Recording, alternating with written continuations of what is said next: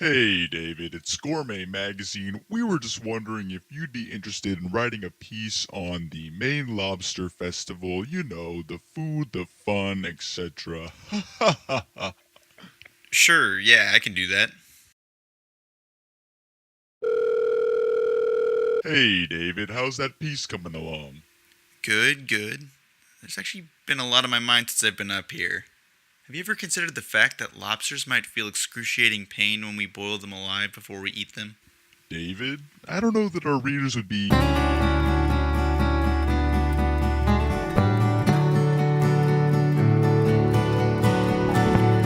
It's cool, it's cool. I'm not excited at all.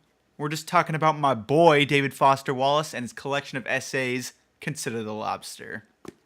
Last week, I took out the microscope and looked specifically at authority and American usage and actually read an extended passage from that essay right there and got a great response. I put it up on Reddit on the David Foster Wallace subreddit and actually had some people send me some really great feedback and had some really good discussions. And so, if you want to look a little bit more into that, that's the last episode, episode 14. And so today we're just going to talk about the collection of essays as a whole, and I freaking love them. I always feel like I've read more David Foster Wallace than I actually have because I read Infinite Jest first, and you can really consider that to be four novels or something because it's so long. And then I read his first novel, A Broom of the System, and hadn't ever gotten into the nonfiction. And I know a lot of people actually consider that to be their favorite part of reading David Foster Wallace. And so I was excited to finally get into this one.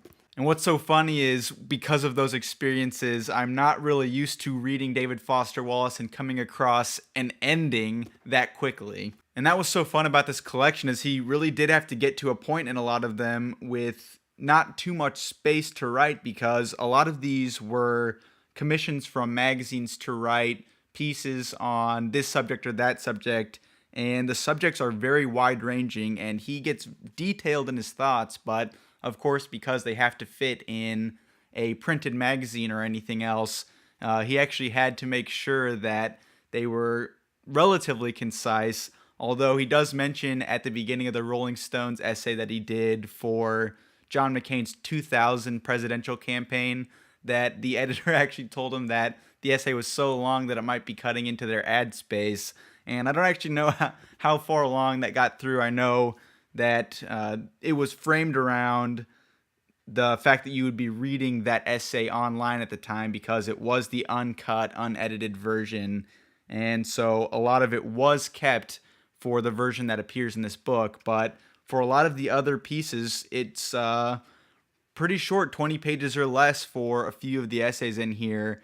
And a lot of the endings, when I got to them, it really hit hard. I know there's at least one page in here, it's during a where and when type essay for 9/11, that there are a bunch of small dents in it because right when I got to the end, I started hitting the page with my comb, just being like, he did it again, he did it again. And it was right around that time that my girlfriend informed me that anytime I talk about David Foster Wallace, I turn into a giddy schoolgirl, which might be true. But I personally think he does such a good job. I have an Infinite Jest quote on my wall here in the living room, and I just think that his writing style is something that I can really relate to. Which does surprise me to say a little bit because I know that this guy has a grasp on the English language that I can only hope to achieve. But even so, despite the fact that he does write with a lot of flash because he does have such a good grasp of the language, he makes sure to make you feel a lot of emotions that he's feeling, and I think that that's the most relatable thing. And those emotions aren't one-dimensional either. In one moment of an essay, you can expect to kind of be chuckling to yourself. The next, you can be feeling some remorse. The next, you can be feeling a lot of cynicism. He really covers the entire spectrum throughout his essays, and it's because he, like I mentioned in the last video, likes to go off on tangents, but also explain those tangents to the very conclusion that he's thinking personally. Which I know turns a lot of people off to his writing, especially because a lot of those tangents and explanations end up manifesting themselves in footnotes or in one dramatic case for the essay host. There are a bunch of boxes all throughout the page that act as footnotes to some degree, but they're just arrows that point from a specific word or phrase into a side thought. And to a lot of people, that can be distracting and kind of mess with their train of thought. But I was looking at an interview at one point where David Foster Wallace explains his use of footnotes and kind of the reasoning behind it. And he says a lot of poets write in a way where they expect you to be thinking about it in a speech-like way. They want to have a rhythm and a cadence so that when it's read aloud, it really fits into that flow. With his writing, he likes to frame it around he's putting on paper what's going on in his mind. And so a lot of times your mind will be moving a lot faster than your mouth possibly can.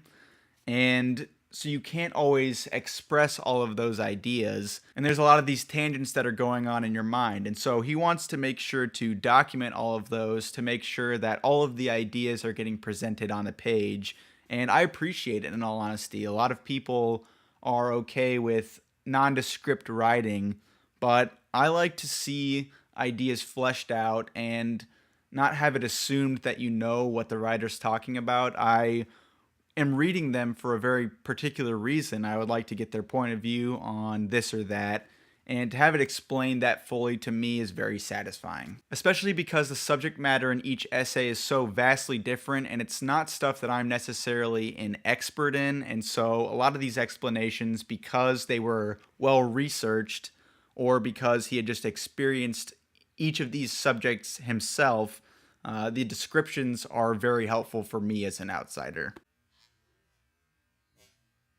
I think that a lot of the humor actually extends from these descriptions, considering the fact that a lot of these essays were commissions from various magazines, like I mentioned, and I think that maybe he goes a bit deeper than some of these magazines were hoping for. One essay in particular, and this is the really famous one from this book, obviously because the entire book is named after that essay in particular. He goes to the Maine Lobster Festival on an assignment from Gourmet Magazine just to write about the experience. And by the end of it, he starts considering the morality of eating the lobster the way that these people do, and that a lot of people eat lobster, which is by boiling it while it's still alive, and wondering if lobsters feel pain, if it's even worth the enjoyment to go through the process of thinking about how your food was prepared in the first place. And I can only imagine the face on those gourmet executives to get this essay in and realize that this is the product they received and that they'll potentially be putting it to their readers. I don't know if they actually did or not, but to have them think about their food in that way, which that's probably a subject that was never breached in the magazine before that. And so when you're reading through that with that context, it's pretty hilarious. Some of these essays are particularly fun to read in 2017, despite the fact that a lot of them were written in either the late 90s or early to mid 2000s, and one particular example of that is Up Simba. Looking at John McCain's presidential bid in 2000 from the perspective of somebody that had just gone through the 2016 election cycle was very eye-opening for how much politics has changed, and actually disturbingly how much politics have not changed all that much. John McCain obviously ran again in 2008. George W. Bush obviously won the presidency in 2000. But it's crazy to look at John McCain through the lens of this populist candidate. We think of that populist uprising and how they aided the campaigns of Bernie Sanders and Donald Trump particularly. But John McCain kind of was that candidate at the time. He was somebody that rejected the Washington establishment, even though he was a conservative candidate. He was somebody that was saying there's a lot of BS in Washington. He didn't want to take these big donations. He just didn't find himself relating to the status quo. And I think the essay, by and large, is written from a mostly neutral standpoint, and I think that it's very admirable of David Foster Wallace to point out John McCain's time as a POW. It of course gets mentioned in the media all the time, but because it gets mentioned as much as it does, it kind of gets this glazed over effect to it, and he really highlights the fact that this was insane of John McCain to go through this process because he really didn't have to. He was offered escape within 1 year of his capture, but he said no, it was against the code of conduct of the military, and so he wanted other POWs to be released before him because they had been captured before him. Then it goes back to this candidate who's talking about putting the greater good before yourself, and the point is made that how can you really say that person is being disingenuous when they had lived it for an extended period of time under a lot of physical and mental stress. I thought it was a great essay, and though it was interesting to look back and see how it shaped politics to come and how you can look back from what you know now and see that a lot of these promises from various candidates were really bullshit. I thought that this essay was a great look at this specific period in time. There were a couple book reviews in here which were also really well written. A lot of times reviews can be kind of a bore, but not mine though. But he finds ways to make them very interesting and had some pretty humorous criticisms overall. There was one with Tracy Austin, her sports autobiography that was also written with this secondary author. We see them a lot in bookstores. And he was just saying how dumb some of the statements were in that book and that maybe there could have been more effort to make it more interesting. The one that he pointed out was her saying in one of them, "In that moment, I knew what had happened. I had won the US Open." No shit. And he even finds a way to make a review of an American Usage Guide, this sprawling masterwork and deep look into the English language as a whole.